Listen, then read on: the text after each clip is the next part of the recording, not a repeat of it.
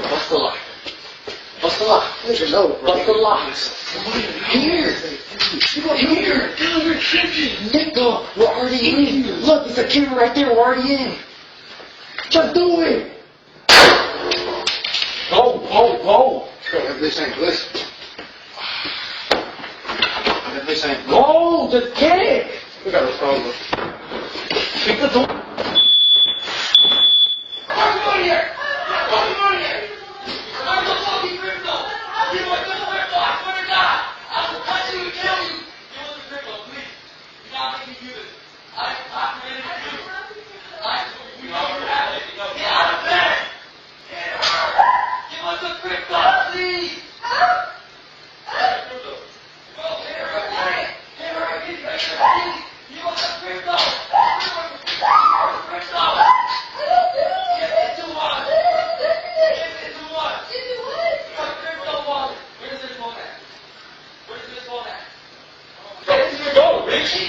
Go now, hurry up.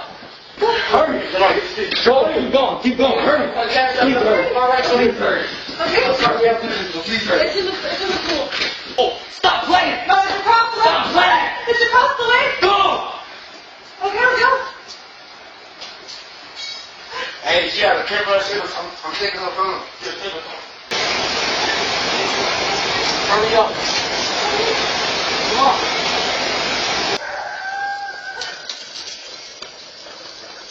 Oh, in here. It's in here. I'm so tired. Come on. Go.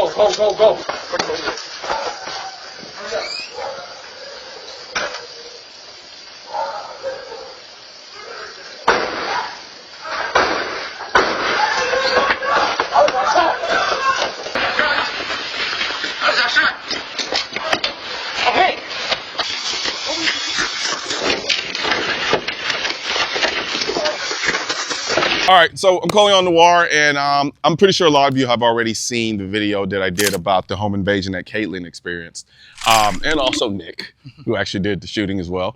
And so what I wanted to do was kind of basically go through exactly what happened, because I know I talk about self-defense, protecting your home, so forth and so on, but we don't always get the perspective of the people who actually lived through it. And so what I want to be able to do is actually walk through what happened, and so that people can take whatever information they can take from it, at least from your experience and your experience as well, and then make the adjustments accordingly so that if they happen to be in that type of situation, you can kind of be better prepared for it, even though y'all actually did a pretty damn good job. So, yeah. So, yeah, let's walk through it and see what happened. One thing I noticed when I first got here was, like, you guys' place is pretty well guarded. Like, it's a pretty hard place to get into from the front. Mm-hmm. So they didn't get in through the front. Mm-mm. They got in through the back. Yes. All right, so kind of talk to me about what happened and how they got in. Yeah, in hindsight, we reviewed the security camera footage so we can really like piece together the timeline. 10:30 something, you start here. Unfortunately, this camera that's up here, it goes out, and so you can't see that for the 10-minute stretch, but you can hear it from the other cameras that there's some kind of activity going on here. It's like a sawing, a banging on it. And then basically, eventually, however they do it, they get 3 of these boards, which these are, we put new nails in to just secure it for now.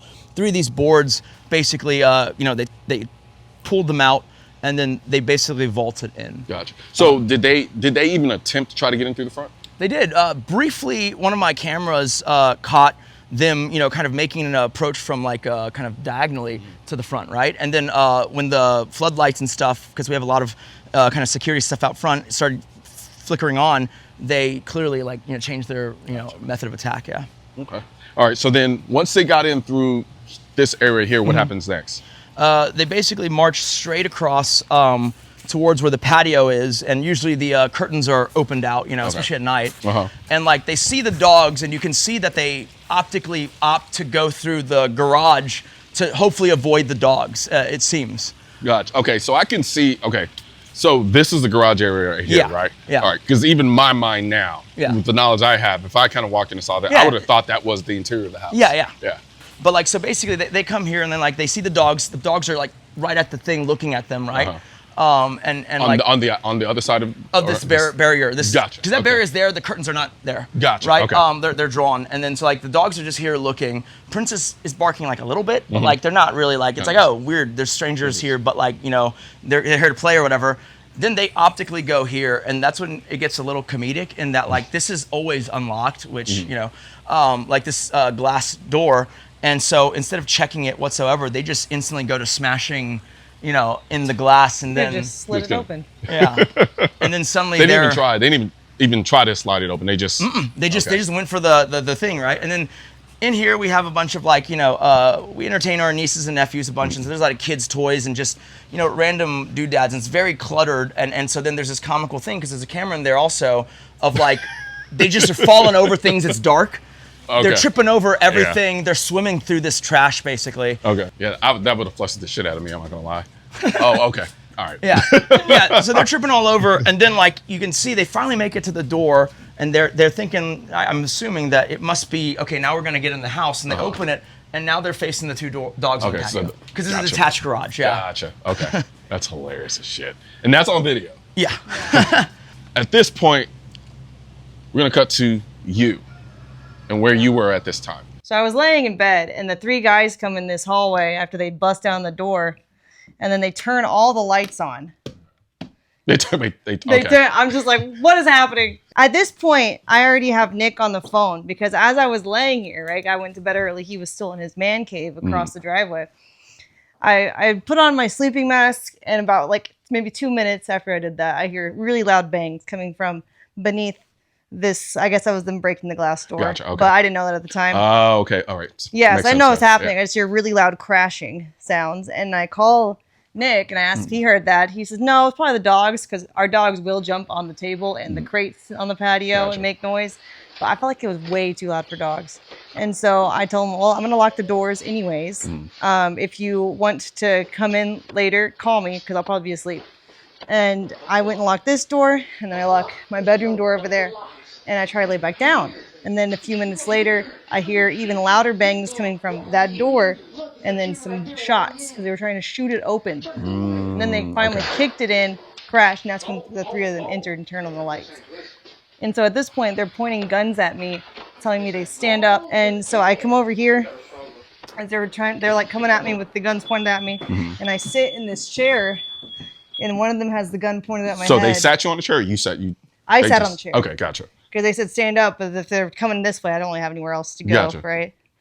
And one of them has the gun pointed at my head, and the other one is asking where the crypto is. And he can hear all this too. Relationally, I don't know where the phone is, but like I can hear, this, Gotcha. So so where was the phone at the time when? At first, I had it when I sat down initially, but as he was asking where's the crypto, and I said I don't have it, he took my phone.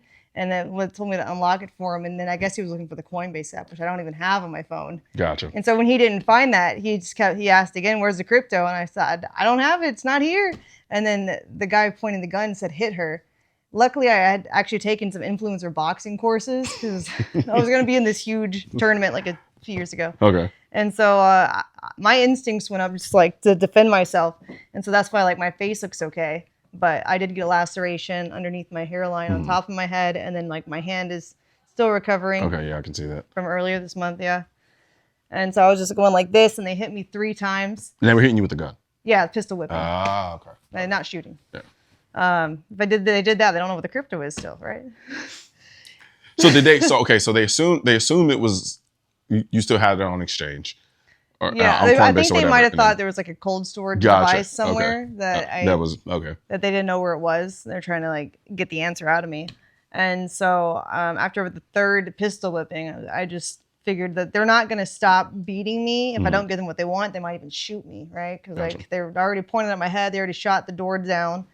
So I knew I just had to do something. I didn't really have a plan, but I just knew that there's no way they're gonna let me like open up my bed drawers to grab my gun or anything. So that was going to be my next question. So you do keep a gun up here? Yeah, we do, Okay. we do. But you know, usually in my mind, it's always been like, oh, you hear you hear people break in, your camera alerts you, and you have time to figure it out. But not in this case. It happened way too fast. Yeah, I mean, it's interesting because, you know, you actually technically did hear it, but because the kind of human mind, we always we don't want it to be what the worst case scenario is, right? Right. So because I probably would have done the same, like, nah, you know, you just kind of let it go. But then your intuition did kind of kick in. So you decided, hey, I'm going to call Nick. It's like, something's not right, right? And then inevitably, if you hadn't have done that, this could have probably honestly gone totally different. Yeah. Like totally different. So, and then at this point in time, you were over there in the man cave. Yeah, it's right? a whole detached, separate structure. We originally merged 2 lots, and so that's the second lot. And you know, it's like how we do work life separation. It's like I have an office up there, I have like a man cave up there. She has her studios downstairs, and then there's a gym in that area. And so I'm in my man cave. And then, like, a lot of people mention, like, oh, well, how did you not hear? It's like that entire structure is hyper sound insulated, right? The idea was if I'm above her, I should be able, or she should be able to yell. I shouldn't be able to hear, and vice versa, right? Yeah. And so that kind of, you know, worked against us in this case because I'm in the bathroom taking care of my business. You mean you were taking a shit? Yes, absolutely, yeah. Okay, yeah, no, if we can say that, then we'll go with that, yeah. I was taking shit, you know, and then, like, she called me back within 2 minutes, right?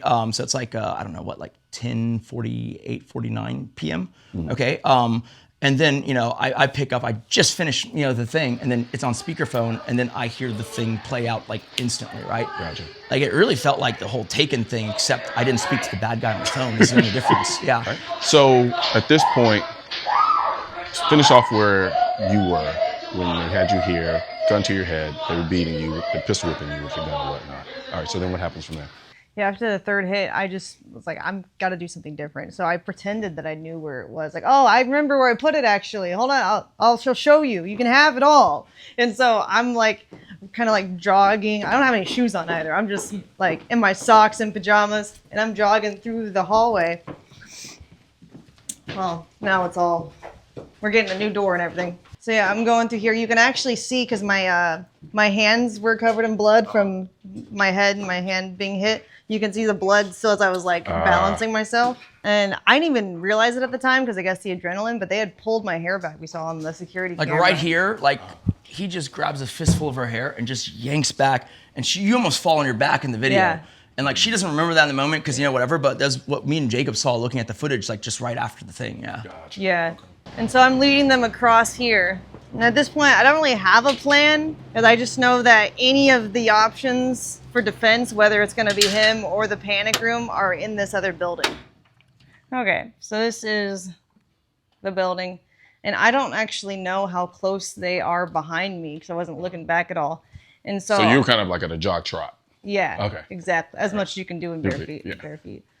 And so I know that this panic room that we have, the door historically, every time I try to open and close it, is very heavy. And I just don't know if I have time with 3 of them chasing me to actually close it effectively before they just push it against me.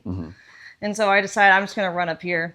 So now we're back in your world. Yeah, yeah. Right? So basically, you know, on the phone during the call where I'm still hearing most of everything, I've, you know, at this point, put up my briefs, you know, didn't wipe. You know, I have a plate carrier by the door. I'm a little bit of an over prepper. And so I slip that on. You know, I type in a little thing into my little, you know, gun safe thing, like just for a handgun, right? So, did you get it right the first time? The code? I honestly don't remember. Okay. But, okay, so I have a really dumb code that you can't really mess. It's like the same number. Gotcha. 1, 2, 3, 4. Fair enough. And the reason I asked that is for my own personal, because sometimes I'm in a situation where if I have a gun in my safe like that, is the adrenaline going to cause me to kind of fuck up the first time and then kind of go back? Because, you know, it can be a little kind of hard to do that. So that's why I asked.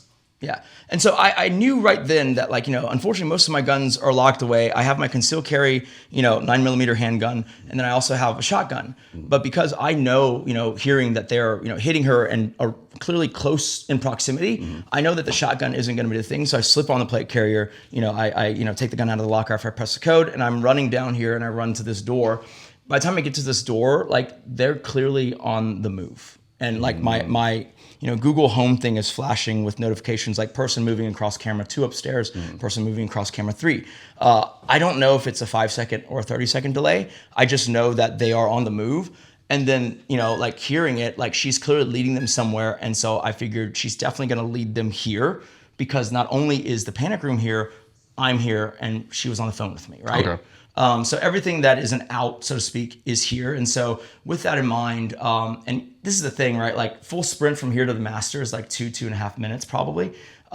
Their whole elapsed time from the door coming down to me shooting the guy is like 4 minutes and 35 seconds. Like we tell the story and it's like, oh, it sounds like half an hour, but no, it's like less than 5 minutes, right? And it's like, from on the toilet and up. And so I'm at the door and then I realize, okay. And then luckily we have these lights kind of like the other place where if you smash the top, they go max brightness because it's the gym, right? Okay. And so the idea, like, luckily I have a little of experience, now that I've seen camera work, I'm like, oh, the lighting's like an important thing. So I turn on all the lights here max and then I run up here and I turn off this whole staircase lights. Okay. So at this point, where are you at this, after you smash the lights? So you're. Then I run up and I want to close the lights here so that there's at least some. Before I get over here. Yeah. Gotcha. And then like as luck would have it, like I'm coming back down and then they're like it's so fast, right? And so then basically it was tough because I knew it's like in the movies it's like, oh, someone's holding your loved one at gunpoint and it's like, oh, you just take the perfect shot, but like I know enough to know that you can't take that, like that kind of thing. Like I can't at least. And so like I was. Sorry, I didn't mean to cut you off. Yeah. So because you mentioned something, I'm gonna go back real quick. You talked about starting between a shotgun and a handgun, right? So what made you choose a handgun over the shotgun? I'm kind of leading you into what you're getting at now. That like, so if it was me holed up, I would probably pick the shotgun, but because I'm going to them, one thing, and then the second thing, the more important one is that she's with them in close proximity. It just felt like that was too much of a blunt instrument. Gotcha. Yeah. And so, my hope was that like, I didn't think she would respond if I told her to get down. And so I was like, I need to have a window of actually firing. And so I picked a spot where I thought, there could be some separation. And so they come here, she's here, and she's leading them, right? And she gets to here, and I tell her to get down. And like, I still credit her with acting so like, she's so cogent and calm that like she gets down immediately. Okay. She just gets all the way down. And then like, these three, they rush up here and then they line up briefly. And so I only see what the first guy's doing, right? Like I'm just tunnel visioning on him. And he looks up at me and like in the moment, like it's all on mute, right? Like, stress and adrenaline's at its peak. And so he yells something at me as he's raising his, hand holding the gun. And I don't know what that is. I see his mouth moving. And then so, I have my gun roughly trained on him, and then I fire, 3 shots, even though, and I thought they'd be loud, but like it was literally like I didn't hear the shots. Which is crazy because we're in here right now, so you're gonna get some decent level of rebellion. Yeah. Right. It's like no, there's the volume was off, right? Yeah, my ears are ringing. Yeah. Oh, so your ears were okay because at that point you were already kind of out of the adrenaline. Yeah, she wasn't even looking at the thing. Yeah, okay. yeah, and so like. I can tell he's hit somewhere because he stumbles back, and if I had to guess, like, I aim center, but because no one expects to, I don't train on an incline, so it's like I went low. Yeah. Like, right? And so he stumbles back, his friends grab him, they pull him. And from my vantage point, it's like, I can't see them anymore. So I run to her, she's still huddled here. I grab her and I pull her up, and she had no idea what the outcome was. Yeah. Right? Shots are going. Gotcha. Yeah. And so I pull her up, I lock the door up there, and then So did they get a shot off back towards you or at all? That's or? unclear. Gotcha. Later on, because I've never in my life fired a 22, but they found a 22 shell casing and then the actual bullet. So it's like somewhere but like who knows, right? Yeah, he had the bulletproof vest on, so. Yeah, I had plate carrier. Yeah. Well, they didn't hit me. I know that. Yeah. There you go. What gun was it? It was a Staccato CS. Okay. Yeah. All right. So not a huge gun, but I mean decent capacity, about 16 plus one. I mean 15 plus stack, one. Yeah. So okay. Also, and so at that time when you went to grab it, what was your thought process in terms of grabbing a gun, in terms of thinking through? Like, did you see your sights? Did you have a red dot on it? Did you see the red dot? So forth and so on. Yeah, I have a red dot on all my guns. Basically, it's just easier for me because I it's like not a profession, so it's like I don't have that level of comfort. I want it to be pick up and go. But in that case, like, there's a lot of things I don't remember. One is I don't remember turning the safety off.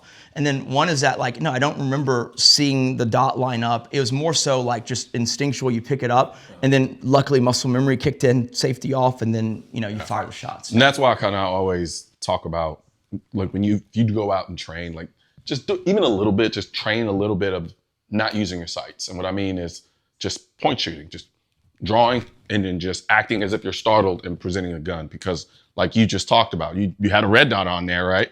And you didn't even remember seeing the red dot, which I think is what's going to happen with most people. And people I've talked to who've been in situations, I've yet to meet one person that said, oh yeah, I had a clear front sight, or I had that red dot dialed in on exactly what I was shooting at. It's never, ever happened from the people I've talked to. So being able to do that, I think is going to be incredibly valuable.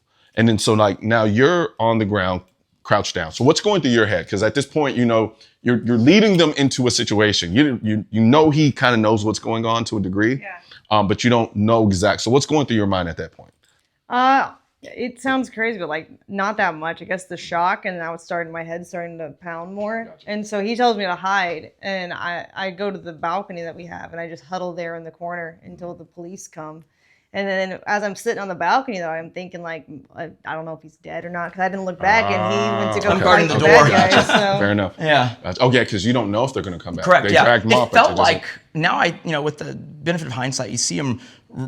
They get shot. They never stop running. Right. Like the security camera outside this building shows them coming in, 3 shots firing, them running out like Scooby-Doo villains. They never stop running through the whole property. Every camera's catching them running, and the guy who got shots in shock yelling, you know, just on repeat, I got shot. I got shot. I got shot. You know. And so they went out the way they came in. Yeah, like just you know, and then like, you know, the guy who got shot stumbles because it's like a little bit of a vault over, and so he stumbles and like leaves, like, you know, he leaves blood all along the driveway, and then he leaves a little pool where he fell over the thing. But to me, I shot one guy. There's 3 armed guys. They seem pretty determined. I thought for sure they're going to avenge their buddy, or they're going to come for what they were here for, right? And so I was standing guard behind that door, and then this is the call I made to 911. And then like, even, you know, like as I was saying it, like you, cause like, oh, so this is the part I haven't mentioned as much, but it's like, we get swatted a lot. Okay. Like that also is a big risk that comes with the live streaming, right? Because if they can get that instant feedback of I swat the person and I see them being swatted, that's like that sends them into overdrive, you know? Like a YouTube thing, you'd edit it out, right? Yeah. And like, so unless like, Peter told me to keep it there.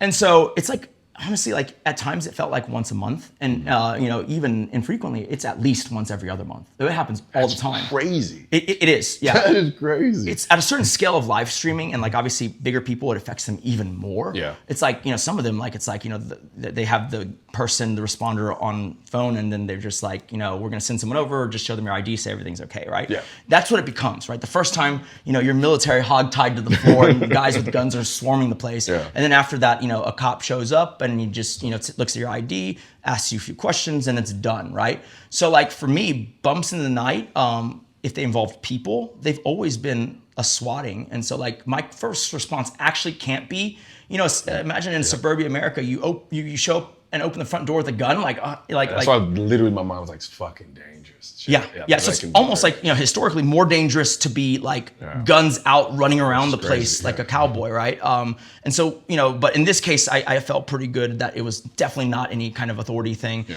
And so, you know, I felt like somewhat freed up to act in that way, yeah. So now, from that perspective, having gone through all of that, so what kind of, and you know, within reason, because there's no point to just share everything at that point, and then now everybody knows the whole system. But like, kind of what changes mentally, physically have y'all kind of undergone in terms of, you know, potentially guarding against something like this happening again? More security, better reinforced walls. You know, it's like if you have 2 big cement walls and then some wood ones, well, they're going to go through the wood ones probably, if they can at all. It's either move or make yourself an optically and actually just harder target, right? Yeah. Because I mean, like, even from the police standpoint, I'm like, how many times did you call the cops? Did you ever call the cops at any point? No. I called twice. Okay. Once. They took my phone. Gotcha. So. Yeah. So once was when they were halfway, like not halfway, but like they were rounding the driveway and starting that journey, and then the phone finally disconnects. That's when it actually. So I stopped getting the audio feed by, so the camera was pinging, right? Pinging. Yeah. Okay. And so then I called the cops, and like literally that first call, and I it's fair because it's like I've never been on the the calling side of the equation. It's someone swatting me, right? Gotcha. And so then I'm over there, and like every time I got swatted previously, I would ask them, after they were done sweeping the place, I'd be like, what do they even say? And it was always something hyper outrageous, like, oh, there's a hostage situation, the kids are still here, blah, blah, blah. Yeah. And in this case, I picked up the phone. I said, hey, there's 3 guys. They have my wife at gunpoint, and it's kind of a hostage situation. I was like, this is a swatting call. And then you could tell they were like, maybe they sent someone immediately, but they were kind of like, okay, hold on, more slowly, sir. Like, who are you and what's the situation? It's like, and then at that point, I go, they're coming, I gotta go. Yeah. And they go, no, stay, whatever. I was just like, all right, I'm hanging up. Gotcha. And I do the thing, and then I call them back. Yeah. So the reason I asked you that too is the first thing that just went through my head was like, damn, it's like you even if you wanted to wait for cops, you couldn't. You didn't have the time. Right. So that's crazy, and that's something I'm always kind of pointing out. It's like it's not that cops don't want to be there. It's not like they can't be there. They literally can't be there. Yeah. They just can't be there at time.